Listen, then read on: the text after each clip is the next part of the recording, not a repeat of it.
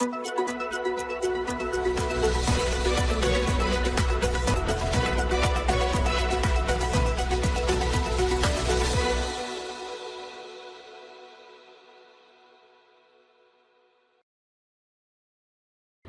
में बाढ़ की 45 साल पुरानी यादें आज भी करती हैं पीछा। 1978 के पीड़ितों ने बयां की दास्तान। यमुना के बढ़ते जलस्तर के कारण 2 दिन पहले अजीब सी बेचैनी थी। वर्ष 1978 की बाढ़ का मंजर अंदर तक हिला रहा था। उस समय 6 दिन तक घर में कैद रहना पड़ा था। खाना पानी तक नहीं मिला था।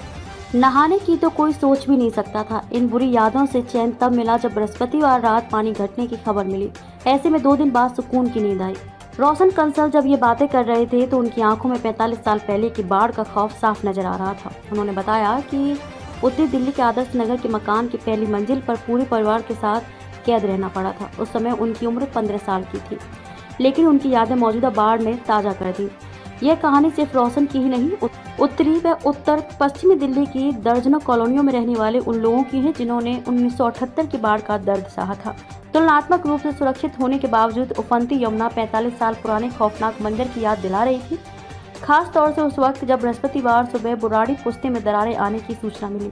एक बार की लगा कि कहीं 1978 के शाह आलम बांध की तरह इस बार भी बुराड़ी पुश्ता ढह न जाए। ऐसा होने की सूरत में इस बार आबादी घनी होने से उत्तरी व पश्चिमी दिल्ली के हालात बेहद खतरनाक होते। इंदिरा पहुंची नाव से घर तक। मॉडल टाउन निवासी जगमोहन गोटेवाल ने बताया कि 45 साल पुरानी बाढ़ के कारण पूरा परिवार 3 दिन तक पहली मंजिल पर कैद था। ग्राउंड फ्लोर पर 3-4 फीट पानी भरा हुआ था। मकान थोड़ा बड़ा होने से पड़ोस के कुछ परिवार भी आ गए थे।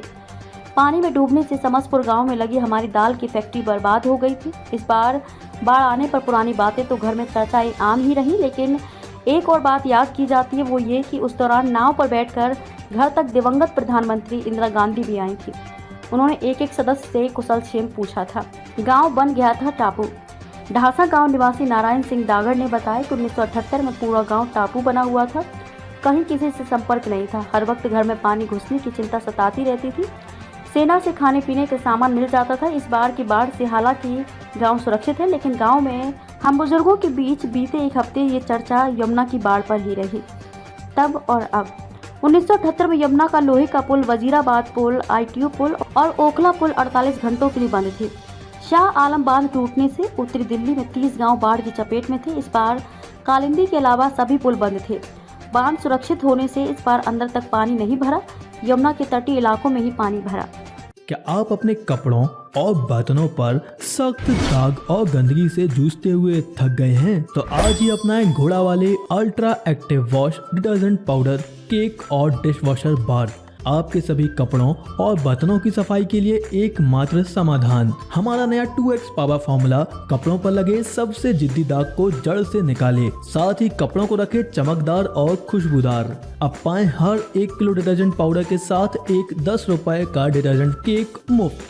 तो इंतजार किस बात का? घोड़ा वाले ultra active wash detergent powder, cake और डिश वॉशर बार के साथ कपड़ों के दाग और बर्तनों में लगी गंदगी और चिकनाहट को कहें अलविदा, क्योंकि अब लगेगी लगाम गंदगी पर। बालाजी एंटरप्राइजेस।